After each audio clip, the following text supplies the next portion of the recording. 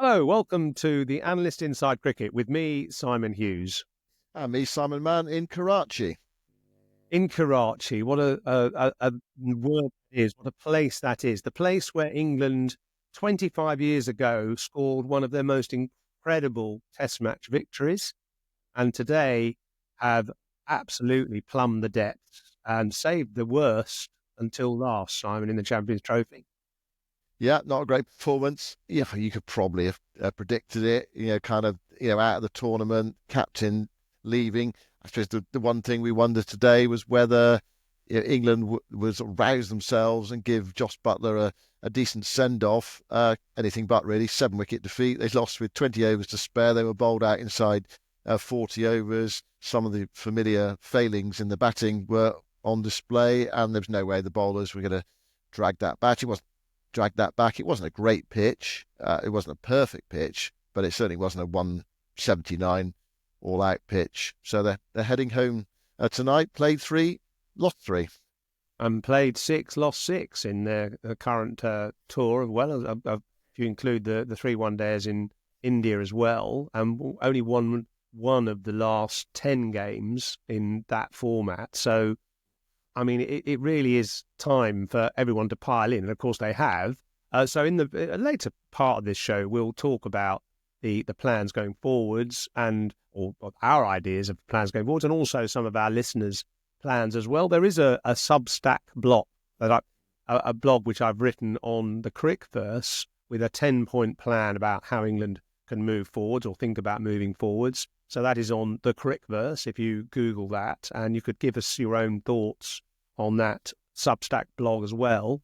But I mean, let's just talk about this match first, Simon. And I mean, it really annoys me the way England bat at the moment in 50-over cricket because, and I said this right at the start of their sort of campaign for the Champions Trophy when they played against Australia last summer, end of the last summer. They've forgotten how to play 50-over cricket. They've forgotten that it's 50 overs. And I'll tell you one other thing they've forgotten, and that is that you have two new balls, one at each end. So it's totally different to T20, where you have one new ball, and the new ball, because it gets so battered, is really pretty soft by the end of that 20-over T20 game. In a 50-over game, you've got two brand new balls. So after 20 overs of the game, a bowler is bowling with a ball which is only 10 overs old. And that requires a different way of playing than playing in T20, where the ball just gets battered very quickly. You're facing bowlers bowling with a pretty hard new ball. And that requires some technique and some method rather than just outright slogging, right? Well, what we've had in this tournament is basically the same story three times over, or at least what happened in the first game was repeated in the second, was repeated in the third.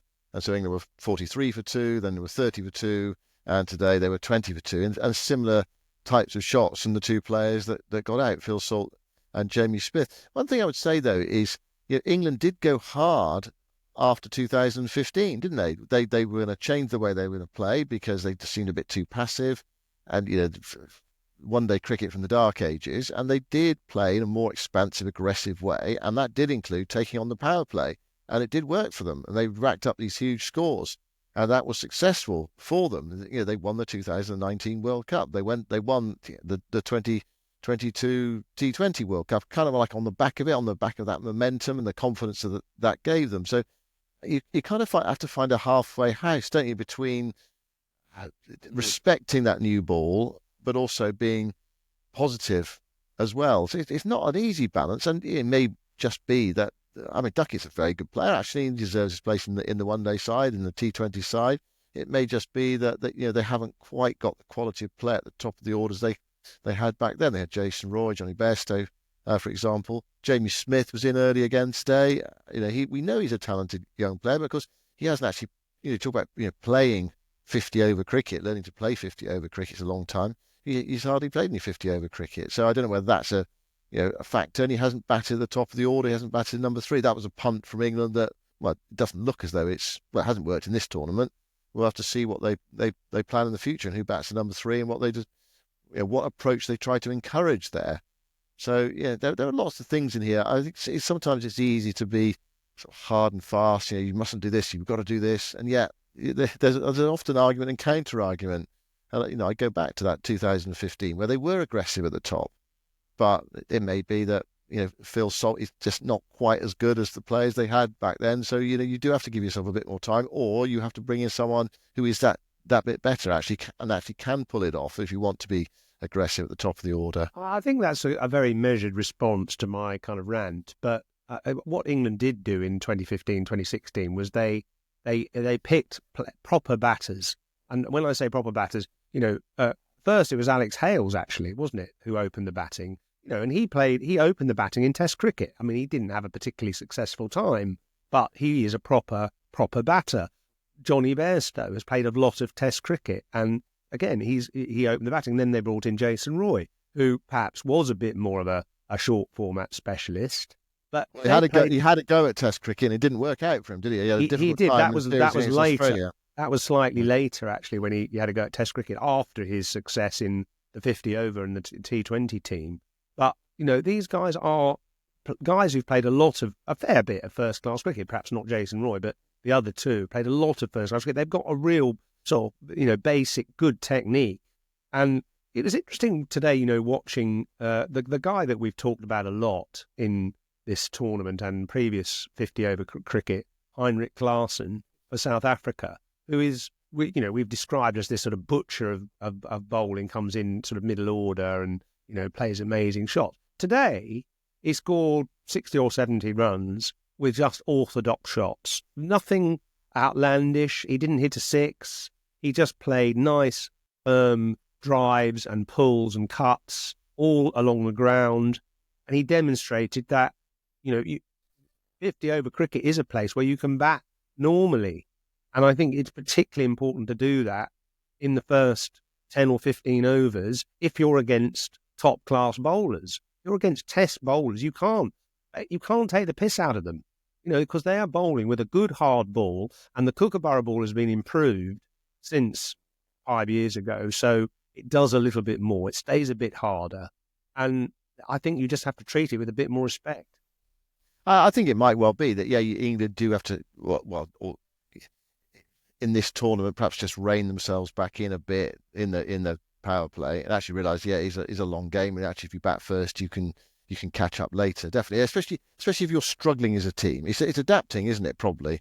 So I was kind of playing the devil's advocate there and going back to 2015. But England, back then, they had to play in a different way because nothing was working. Whereas, the way they're playing at the moment isn't working. So perhaps you just have to adapt. Just give yourself a bit of a chance, a bit more time. Phil Salt, hit 2 balls out in the first over. And then Jamie Smith, whacked one up in the air, out third ball. It just felt like same old. Surely just adapt a bit. I don't know, have a bit of a look and see if you can get a score on the board. So I think actually a score today of 260, 270 might have been a bit harder to chase. It was a bit of an uneven bounce. It wasn't a terrible pitch, not by any means, but there was just a little bit in it for the bowlers today. But when you get 179, you've actually got no chance at all. But I think there is an element of they're at the end of quite a long time away. They played that 8-match series in India and came to Pakistan. So it's unsuccessful. It's defeat after defeat after defeat. The captain has just gone. You're out of the tournament. I think psychologically, whatever you say to yourself, I'm playing for England. This matters. Whatever you say to yourself, you don't quite got that edge that you normally have in a live one-day international, certainly in a tournament as well. Tremendously disappointing to lose in the way they did against Afghanistan the other day. I think it was a tight game.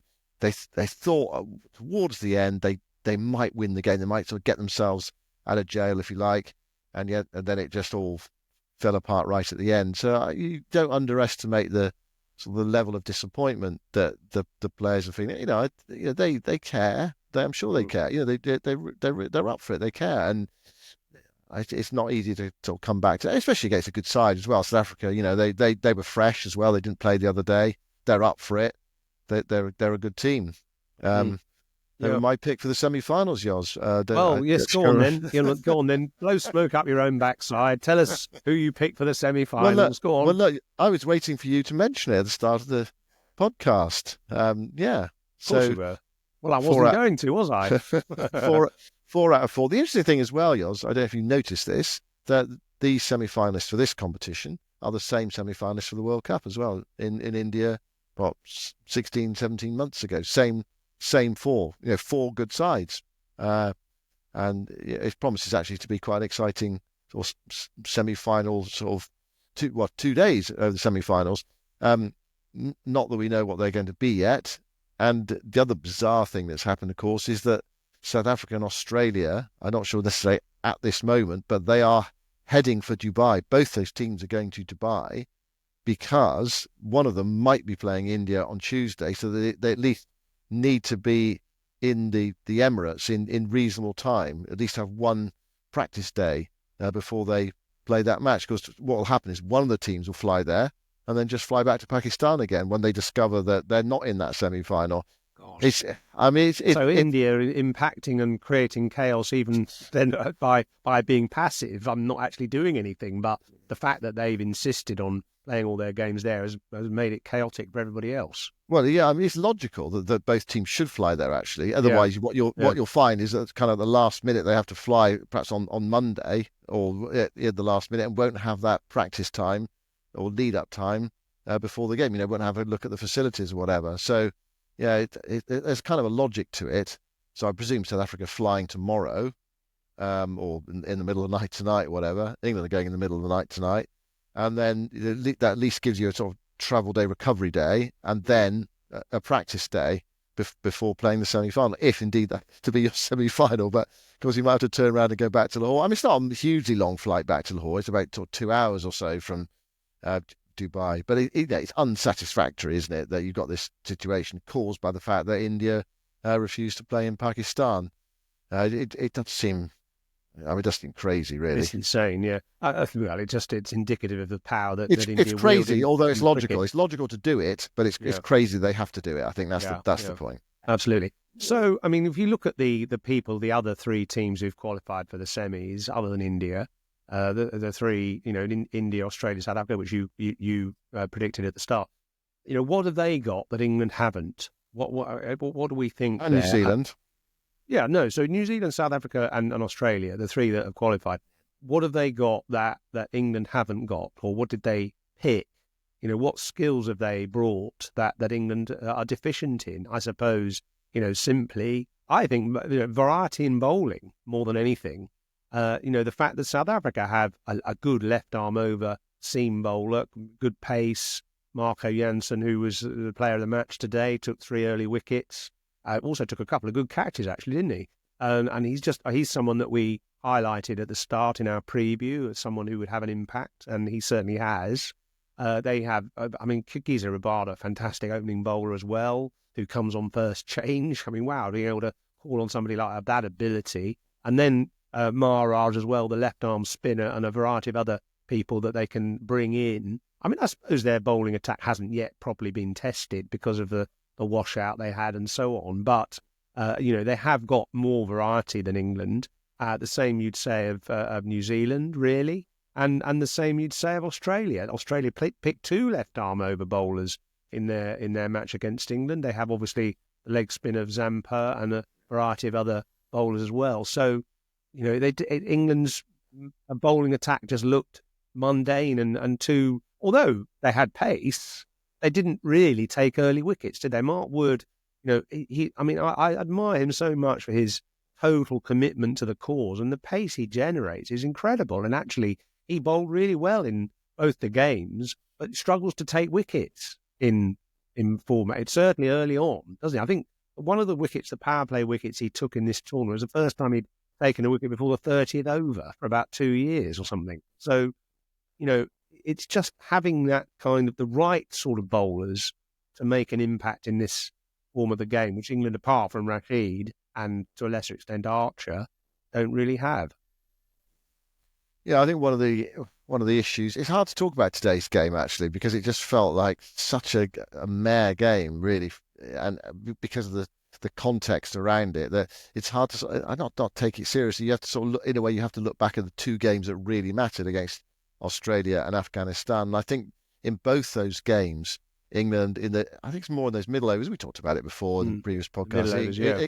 They were in a sort of like a holding pattern, and they're not in a wicket taking pattern. And I think you've got to try to be taking wickets in those middle overs. You can't just sort of sit in, because what happens is teams build and then they've got a great base to attack you really hard in the last 10 overs, which both Australia and Afghanistan were able to do because they had batters in and ready to go.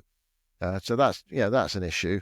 India, when they played against England in that series, flogged them here, there, and everywhere, and England couldn't cope with their bowling attack as well. But then that's not a new story because it's been happening in India for the whole of the 21st century. What was that record? England, I think, won 5, lost 26 matches in India. That's no surprise as well. Even when England were good, they still lost in India. That series in 2017, they lost 2-1. So yeah, they've got some problems, and I think bowling is one of them. I think they've probably got the batting talent to work it out and to find a decent order and to find a decent way of playing. But I just in the future, I still worry about their bowling. Have they got the subtlety, variation, quality? I mean, it's about quality, isn't it, as well? That's the bottom line. Have they got bowlers that are good enough for 50 over cricket, T20 cricket? I mean, maybe they should look at bowlers like Nathan Ellis is an interesting one, isn't he, for Australia? Because, there's actually nothing particularly outstanding about him. He's not exceptionally tall, he's not exceptionally fast, and he doesn't make the ball move amazingly. But he does have good changes of pace. And I think the key thing he has, and this is something we can come on to a little bit, he has an intuition about what a batter's going to do. And I remember actually, many, many years ago, in the days when one-day cricket was played pretty much in the black and white era, when I was playing, actually, you could identify the bowlers. Here was one, Dermot Reeve, for instance. Dermot Reeve, who captained Warwickshire to 3 one-day trophies and was a very successful bowler, partly for England in one-day cricket as well.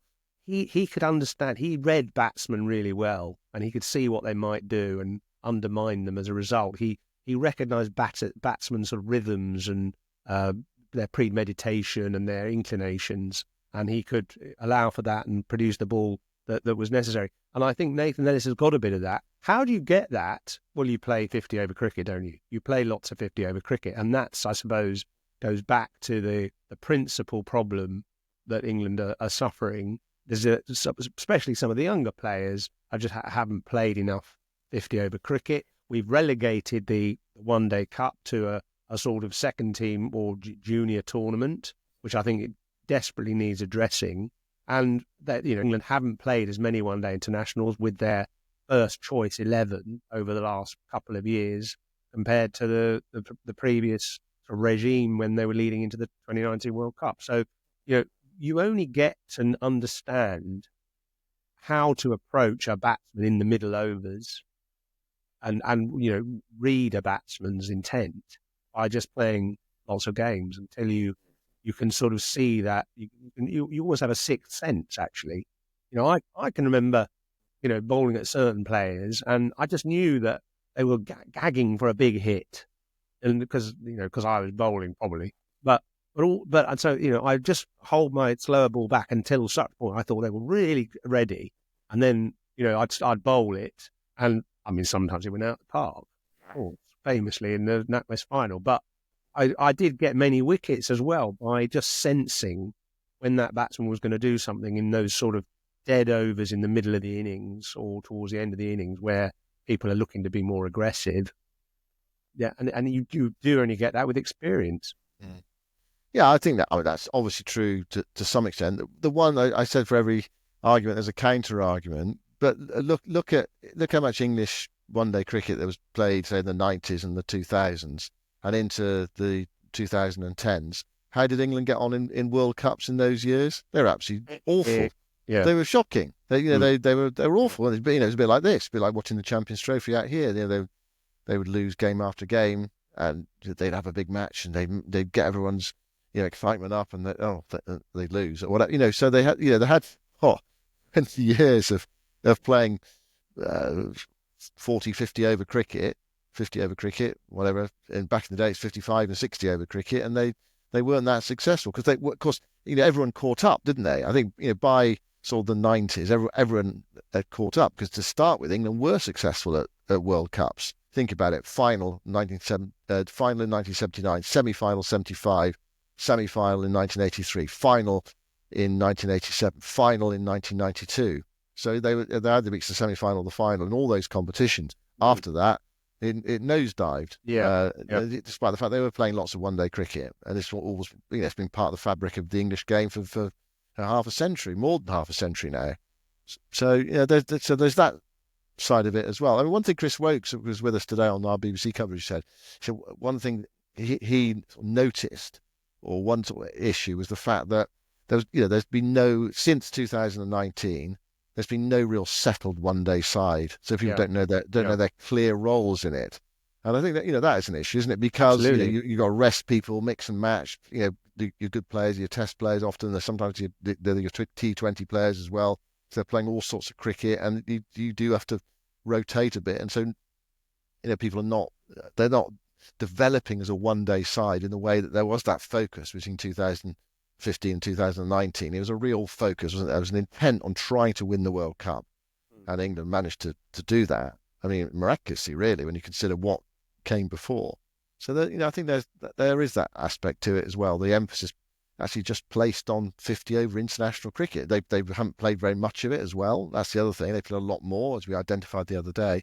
So there are lots of things to throw into the melting pot here. I don't think there's a one answer, but you have to. I suppose I read your 10 points on Crickverse. There's lots of things in there that you can sort of take out and think about. Yeah, putting this into practice doesn't guarantee anything, but it probably gives you a better chance of success in the future.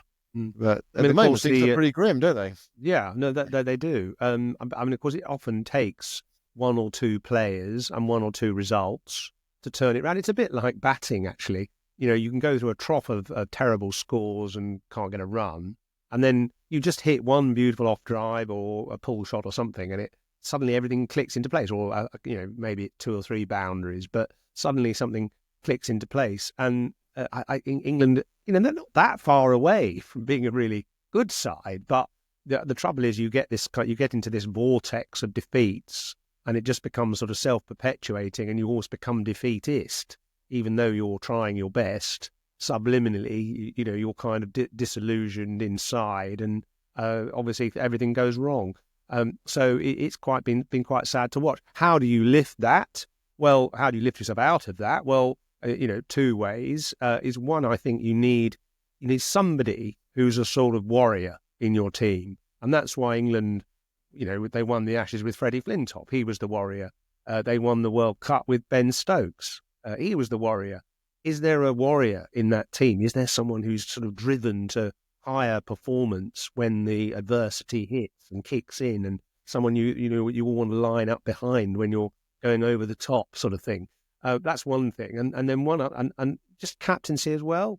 Leadership can tweak those marginal moments and just swing the balance in your favour. I never felt Butler quite had that ability to, that Midas touch to sort of pull something out of a hat and conjure some amazing thing out of nowhere and turn the game. And often the game can just swing on those little tiny decisions.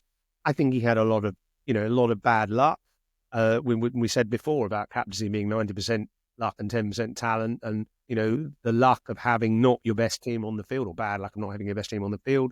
That kind of thing would have afflicted him over time, and injuries haven't helped him, particularly with his own injuries and other people's injuries. So there's lots of excuses, but I think that having someone who maybe just has that spark as a captain would also help England. So we've had a lot of debates, haven't we, and heard people's views about who should be the captain. Obviously, Harry Brook is the guy that most people are sort of settling on because he's done the job and he's done it pretty well. On the other hand, it's a big ask for him, isn't it, to be one-day captain and key batsman in Test cricket as well, especially at his tender age, where he's still learning the game, even though he's undoubtedly incredibly talented. I wonder if do you know what I quite like, actually? Sam Billings. Sam Billings is whether he's T20 or 50 over, I'm not quite sure, but Sam Billings is someone, I find him quite an inspiring cricketer. I think the fact that he's taken a back seat, he's not playing, sort of first class anymore. He's playing his specialist white ball cricketer. And I just think he's a brilliant athlete. He's tasted the big time. He was in that initial squad, 2015 squad that progressed through to the World Cup final 4 years later. And one other little thing, I've heard him on commentary, and he's done some commentary, and I think that's quite useful because you can sort of pick up stuff. And he's obviously got an inquiring mind, and he's played all around the world, all sorts of franchise tournaments and stuff. I wonder whether it might be worth investing in some time in him, because he's a good thinker on the game, and I don't know. What do you think? Oh, it's a possibility. I mean, it does seem like Harry Brook's the favourite. I mean, what about Harry Brook as the 50-over captain, Sam Billings as the T20 captain? Yeah, I wouldn't be against that. The reason I say having split captains, and it's probably because of possibly. Well, Brendan McCullum didn't rule it out this evening. I mean, that may be, just one of those things you don't want to get into a corner too early. You'd say, oh yeah, no, we want to have one person, then you have to backtrack when you think, well, is it the right job for Harry Brook, who's got Test commitments, he's got T20 commitments, he's got one-day international commitments, he's got franchise commitments. He has an awful lot of cricket, it's a lot to take on. It does weigh you down, it drags you down. You do have to look after players. There is so much cricket these days, so there's that aspect to it. Whether that might be a better way of operating, of looking at. Sam Billings, he won the 100, didn't he, as captain? Yeah. He's 33 years age, pretty experienced cricketer. But does that solve all your problems? I was saying this the other day. There are lots of things that need to come together. So your point about two things: you need a warrior and you need an astute captain. Yes, you do, but you need lots of other pieces in the right place as well to be successful. There's a lot going on here, and it's a bit of this, it's a bit of that, it's a bit of everything. You perhaps a bit more, I don't know, a bit more cuteness with your team selection as well. Looking at what fits together. I do find it odd that they didn't have a left arm over bowler at all, because they were very important in England's performances in the past, and they've always sort of favoured a left arm over bowler to try and get somebody, Sam Curran or Ryan Sidebottom many years ago. Of course, Reece Topley played a fair bit, and they've tried a few others as well. I just find it odd that they didn't have somebody there, even just as an option. And Sam is Curran, there anyone available? That's the thing. I mean, Sam Curran was man of the series in the T20 World Cup. I know that he's... This is 50 overs, though. Yes, this is 50 overs, admittedly. But, he's played Test cricket and been successful. He maybe has had a bit of a dip in his performances, successfulness, but sorry, that's terrible English. But there's talent there, isn't there? And he's someone who I would have thought, England don't really have an all-rounder that's convincing at the moment, do they? They don't really. I mean, Liam Livingstone's there, but to me, he's failed with the bat. He's okay with the ball, but not really reliable. Curran could do that job, and I'm sure he'd be more effective with the ball and potentially more effective with the bat. And he's left arm, which is just different. So I don't understand why they didn't at least have him in the squad. Well, they've looked at him. He's played quite a lot of international cricket. I think they just felt that his form wasn't quite good enough. Hasn't been good enough of late. The thing is, you're always a better player when you're out of the team, true, aren't you? That's the other thing. I think what England want and what's available to them are two different things, and that's the issue. I think, would say, with the spinning side of things. You actually might want a finger spinner. You look at some of the successful teams that you talked about. Maharaj for South Africa, he's a very steady left arm spinner. Santner's very steady left arm spinner. The two Indian left arm spinners, actually orthodox bowlers as well. We talk about a bit of mystery, and it's nice to have a bit of mystery as well. But it's also nice to have a really steady, perhaps left arm orthodox spinner as well. Anyway, what England want, they perhaps don't have. Otherwise, they might well have picked them.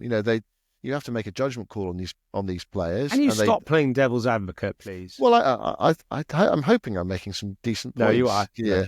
actually. But and that's the problem. Is the bowling cupboard a little bit bare? I think the batting. I actually think the batting talent is probably there and it just needs to generally employ a bit more care, and one or two players get back into form as well. Like Brook, like Butler, who are dynamic players. Look at those innings Brook played in that series against Australia in September. I mean, they were fabulous and well judged innings. And I think Duckett's done well as well. He's rattled off some hundreds. So and Jamie Smith's a good player as well. Well, let's see what happens with him. Don't sort of throw everything away. He's in the wrong place. That's all. Well, that's certainly possible. Yeah, it's certainly possible. Okay, well, listen, we'll just take a quick break, and afterwards we'll consider some of your listeners' views and also have some thoughts about the future of this tournament as well, and how it's going to be played, or one or two of the tweaks that are going to occur perhaps in the next year or two in white ball cricket. Okay. So let's just have a look at a couple of responses from our World's Best Cricket Club and our contributors to the Substack, the Crickverse blog. One person here, Omar, says, start taking one-day cricket seriously again. Obviously, this is applying to England. This will only be done if the current 50-over competition has a higher profile than the domestic calendar. This is not about a competition between Test cricket and one-day cricket. You can be good at both. It's not one or the other, as often has been said in the past. You need respect for each format on its own merits. Look at Australia. If they can do it, there's no reason why anyone else can't. John Lansdell says, identify a core of players and stick with them for the 2027 World Cup. Currently, it's 2 from England, West Indies, Afghanistan and Bangladesh for automatic qualification, and that's certainly not assured. Good point. Look outside the group and give chances for the likes of Sam Cooke from Essex. Play Rayan Ahmed together with Adil Rashid on occasion so that they can get a sense of how each other work together and prove or illustrate whether Rashid is, if Rayan can take over Rashid's position. Recall Sam Curran because he's just about the only seam bowling all-rounder discounting Stokes. Preferably make him captain. Well, there's one for Sam Curran as captain, actually. We hadn't mentioned him. He has captained in the IPL. They actually quite like him, don't they, in the IPL? He keeps going back, and he has led his team in franchise cricket. The point there, I think, actually was one that Chris Wokes made, wasn't it? Pick players and stick with them. And you have to get that continuity. But the key to start with is to identify the right players. And England thought they had, but of course in this tournament and in the series in India, it didn't work. And there was a definite plan here, and the plan was pace, but it hasn't worked.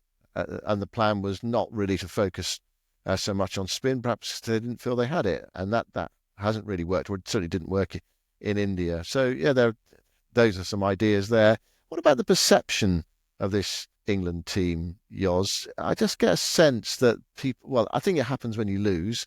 That the England supporters, they're desperate for England to win, aren't they? And they won the World Cup, they won the T20 World Cup, and you kind of get used to success. And when it really goes wrong, as it has recently, in both forms, or more in one-day international cricket, people get very agitated. It was interesting actually to hear Brendan McCullum in an interview with Jonathan Agnew yesterday, bringing up this idea that England are quite arrogant, and he said that nothing could be further from the truth. Jonathan didn't ask him about it; he actually brought it up. So it's obviously got through to them. There's a perception that there's a kind of like an arrogance among the England players, and people point to some of the comments that have been made, and it's easy to gather them up and sort of bundle it up and say, yeah, that means they're arrogant. For example, a comment that Ben Duckett made after the Indian series, people will forget India if we win the Champions Trophy. Well, that's been thrown back at him. I've seen that on social media saying, well, win the Champions Trophy. You must be joking. You've just lost 3 games. You've just been thrashed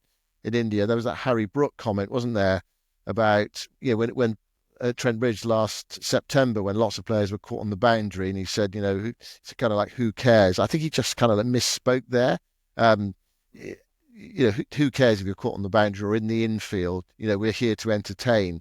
And the England supporters thinking, well, are you here to entertain? Well, yes, you are, but we quite like you to win as well.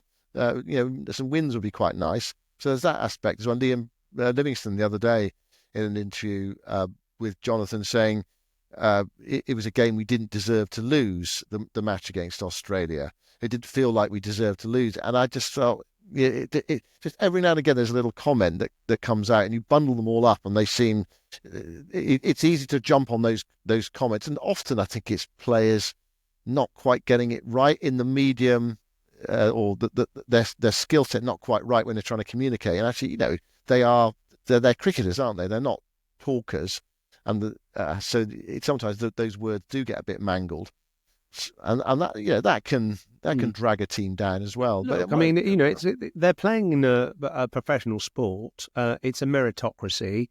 If you win, you're a hero. If you lose, you're a villain. And obviously, it was ever thus. If you play well, people forgive whatever flaws they might perceive or whatever flaws may be there. And, you'll regard it, let's say, there's this sort of confidence versus arrogance kind of approach. And if they've won and played brilliantly, you'll say, they're confident. If they've lost playing the same way, you say they're arrogant. And, they're probably exactly the same people. But because they've lost, it seems as if you use all those sort of excuses to criticise them. I mean, I think they didn't help themselves with those sort of comments, like Livingston's one about, well, we didn't deserve to lose against Australia. Well, just look in the scorebook. It's pointless saying that kind of thing, really. And I think it does betray a slight arrogance, actually, that kind of comment, even though you probably didn't really mean it. And Duckett as well, saying, well, we don't care about the Indian series. If we win the Champions Trophy, it won't matter. Well, I mean, I don't think he said we don't care. I don't think he said we don't care. He did. He said we don't care, do we? He said we don't care about the one-day series in India. All we need to do is beat India in the Champions Trophy and win the Champions Trophy, and then no one will. It won't matter, kind of thing. What happened in India? And I mean, there's an element of truth to that, but it's not the kind of thing you say. So it just arouses a sort of negative views of the team from a distance, doesn't it? And I just felt there was. I mean, obviously, social media is toxic, and you don't want to be reading it too much, especially not Twitter. But that I felt there was this sort of sentiment that people were almost hoping England would lose because the team don't quite convey the right impression to the fans that they're desperate to win, and that actually a bit of humility, saying actually we're very lucky to be playing a sport that we love for money and representing our country. We're in an incredible privileged position, and we'll try our best. A bit more of that kind of thing would just help, I think. Yeah, actually, that quote from Ben Duckett, you're right. If we lose 3-0 to India, I don't care as long as we beat them in the final of the Champions Trophy. If we do that, we probably won't look back on this if we do the business in that competition. Yeah, that was the direct quote from Ben Duckett. Yeah, it doesn't help, but when you say these things, the Harry Brook, who cares comment, it feels to me as though England are probably a bit more stubborn. This is the way we play. Yeah, Stubbornness, probably more than arrogance, I think. I mean, if you look through the team, actually, I mean, it's a team of decent people. It really is. You think him, he's not arrogant. He's not arrogant. Whatever. You can go to the team. Anyway, you can make your own minds up about the individuals. And one of the problems is, of course, is that the players might look at it like this. We don't particularly want to speak to the media. That's kind of like not our job, although it's part of your job. And then you end up saying something. You think, well, look, I said something. And then I'm just being pilloried for it. I'm not a great speaker or whatever. So there's that side of it. But of course, it does come with the territory, doesn't it? These days, and you can have training, and you can understand your requirements. I always wonder. I see actually an interesting thing about interacting with the media. To me, I mean, because it's kind of like part of our lives. It's such a fundamental part of our lives, and it's kind of so obvious how you should do it that. I'm almost surprised that players are not encouraged or don't necessarily think for themselves to think, look, if I just say something interesting, not something perhaps like Ben Duckett said or Harry Brooks said, but if I just give the media something interesting, say something interesting, they will latch onto that, because that's kind of what that's kind of what we want. We want someone to say something interesting, just to arouse our interest, just to arouse readers' interest, listeners' interest. And it's that skill really, that if you could get that across to players, or teach it to them, or coach it into them through some kind of media training. We're kind of going off on a bit of a tangent here, but that's the way to do it. I think Nasser Hussain actually was very good at that when he was captain. He would what we call give you something, because so many press conferences you turn up to, people don't say anything of any interest. Then we complain, and then when they do say something, people jump down their throats. So I do feel a bit sorry for the players. They can't win one way or the other. But actually, if you did, you can control what's reported if you say something interesting. So, yeah, it doesn't have to be controversial. It just has to be interesting. Mm. Well, look, one thing I would say, sort of going forwards, is that, of course, if England focused on Test cricket in the last sort of 2-3 years, didn't they? When McCullum took over, and when Rob Key was in charge. And so, therefore, the white formats, the white ball formats, have slightly been pushed to the side in terms of priority. And of course, England's Test results did certainly take a lift as a result of the increased focus on that, in the same way as England's 50-over competition performances really rose superbly in that 2015 to 2019 period when they won the World Cup. But their Test performances suffered. So, often you find that this thing is a hard thing to balance. You focus on one, the other one gets a bit neglected. I mean, Australia seem to manage all of it. So maybe we need to find out how they do it, because they seem to be always competing in all. And South Africa, who are sort of emerging as, I think, potential winners of this Champions Trophy, actually, looking at the way they played today, they've in the World Test Championship final as well. So it shows it is possible, but England do play a lot more Test cricket than any other team, and I think their players are probably overworked at times. But getting the balance right between focusing on different formats is quite hard. Let's draw a veil over England's performances, and we'll revisit it at some point when there's a chance to rebuild.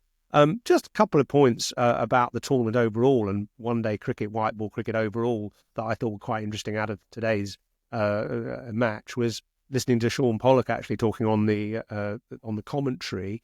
He's part of the ICC committee that's looking at playing conditions going forwards, and two things he mentioned. One was the possible or potential introduction of a new line for leg side wides to give bowlers a bit more leeway. And secondly, the likelihood that rather than 2 white balls for 25 overs each, they're now thinking maybe 2 white balls for the first 20 overs, 10 overs each end, and then choose the best one and play with that for the remainder of the innings to encourage potential reverse swing later in the match. So 2 new balls to start with, which would help, hopefully, the opening bowlers, and then 1 ball from 20 overs on, which would gradually deteriorate. I've got a few balls here, actually, so those of you watching in video will pick this up. So this is a newish Kookaburra ball, and, it is in a good state, and it will, sort of do a bit, but it also flies off the bat pretty well. And what happens is, over time, is the Kookaburra ball deteriorates to this kind of state, so it's quite badly scuffed in the end, and that it will obviously reverse swing a lot more. What my solution to this, by the way, is a Duke's ball, a Duke's white ball. I've got one on camera, and that has a much better seam. It's harder, the shine lasts longer. It will reverse swing at 40 overs, but it will be a much better ball. You only need one, and I would like to see the Duke's ball introduced. But Dale Steyn was telling me on a message that he said, well, good luck trying to unpick the Kookaburra contract with the ICC. So it probably won't happen. But those 2 other things might well happen, Giles. Is that right? It sounds as if Sean Pollock's quite influential, and he's one of the sort of only bowling voices on that committee. He might get his way. And I think, bowlers do need a bit more encouragement, I think. And that having a wide line down the leg side so that where would it be? Go, how far wide would it be? Halfway between the leg stump and the white line for offside wides. So halfway between that. So, give bowlers 6 inches to a foot's leeway down the leg side. I think that it would be a good move. And it was mooted during the T20 World Cup, actually, that might come in as well. So here's something then. So do you see, if that did happen, do you see bowlers deliberately slipping one down the leg side? Yes. And batters would have to sort of, they would have to be alert to that and perhaps, I don't know, move across one way or the other and try to counter it if they sensed the bowler was going to throw it down the leg side to bowl a dot ball. And I mean, there was a wide today given against Jofra Archer, and it was a good bouncer, which just nipped back a little bit. It sort of started on middle stump and just cut back to the right hander and went over his left shoulder. And that was given as a wide. And, it was a reasonable ball that he could have hit it. If he'd realised it moved a bit, he could have swung at it, but he left it because he knew it would be given as a wide. And so it will just give bowlers a little bit more because at the moment, it's a hiding to nothing, really. You're bowling at the middle of the bat, pretty much. Yeah. Well, England have been bowling in the middle of the bat for a while now, and they then what they have. I mean, the ball's been disappearing here, there, and everywhere, for quite a long time. And I thought, funnily enough, today, just watching Heinrich Klaasen batting, he reminded me. He hit beautiful shots, didn't he? Like off drive, back cuts, pull shots, hit them like a tracer through mid wicket.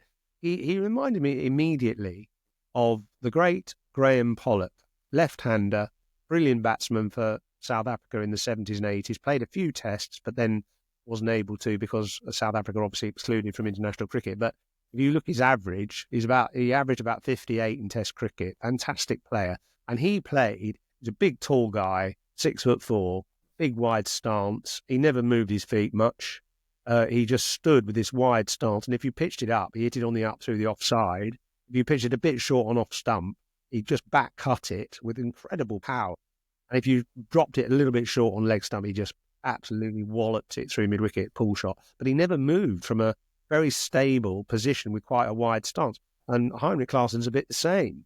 He doesn't move much at the crease. He just does a little tiny step. There's no trigger movement. He just stands there and delivers. But he's so clinical, actually. And he's a brilliant player, I think. Yeah, we should wrap up soon. But he's a very interesting cricketer as well because he's 33. He hasn't actually played that much international cricket. He's only played about 50 one-day internationals and 50 T20s and a handful of test matches. I think his average in test cricket is negligible. But he's quite a late developer, isn't he? He suddenly feels as though he's kind of like not suddenly burst on the scene, but he had a great IPL last time round. He made that brilliant 100, didn't he, for South Africa against England. He hasn't. I think he made his debut about 27, something like that. At 27, you think of top class players, and he does look a top class white ball player now. You think of them making their debuts, much earlier. You think of someone like Jacob Bethel, for example, England's been thrown in his early 20s. So he's an interesting cricketer, and he is perhaps a batter that India fear if they do come up against him. Yes, I was going to say that. He's a good player of spin. He's a very good player, an incredible picker of length. When he sees a short of a length ball from a spinner, he just piles in. He rocks back and pulls it over deep mid wicket. And he should have won India. He should have won South Africa the World T20, shouldn't he? Yeah. In Barbados, but he got out just at a key moment. Fantastic cricketer, and one to watch, I think, in the later stages of this tournament. Yeah, we should say goodbye because we've been rabbiting on for ages now. So where are you moving to next? What's your plan? Or don't you know? Are you going to be one of those people in the air, kind of being told where to go at the last moment?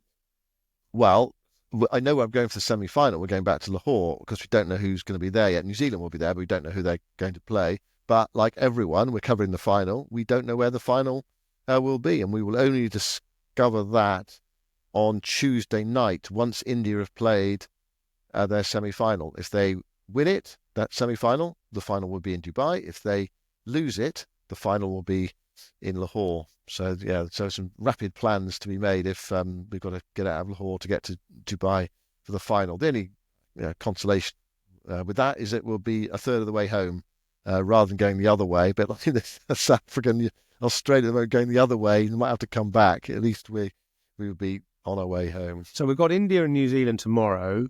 Then we've got the semi-finals Wednesday, Thursday, is it? Tuesday, Wednesday. Yeah. Right. Tuesday in Dubai. Wednesday in Lahore. The reason the Dubai one is first is so that it just gives them a bit more time to work out where the final's going to be and do the logistics for the final. And it'll be interesting to see how that pitch plays in Dubai for the first semi-final, actually, because they've played 4 games there. They will have played 4 games before the final. So, yeah, interesting to see. Okay, well, listen. If the final is in Dubai. Well, good luck with you if the final's in Dubai. Yes, yes, it's all totally straightforward, isn't it? Not. Okay, listen, thank you anyway for staying up late again. And thank you, everyone, for listening. And that article about the England 10-point plan on Substack is called Beware the Pitfalls. If you type in the Crick verse, it will come up, and Beware the Pitfalls. We'd love to hear your thoughts about that. The reason it's called Beware the Pitfalls, actually, is because I started it by saying you're aware of the familiar phrase, poor preparation promotes piss poor performance. And it's a slight skew on the traditional 6 Ps statement. But anyway, England's poor preparation did, unfortunately, promote piss poor performance. Sad to say. But anyway, onwards and upwards, as they say.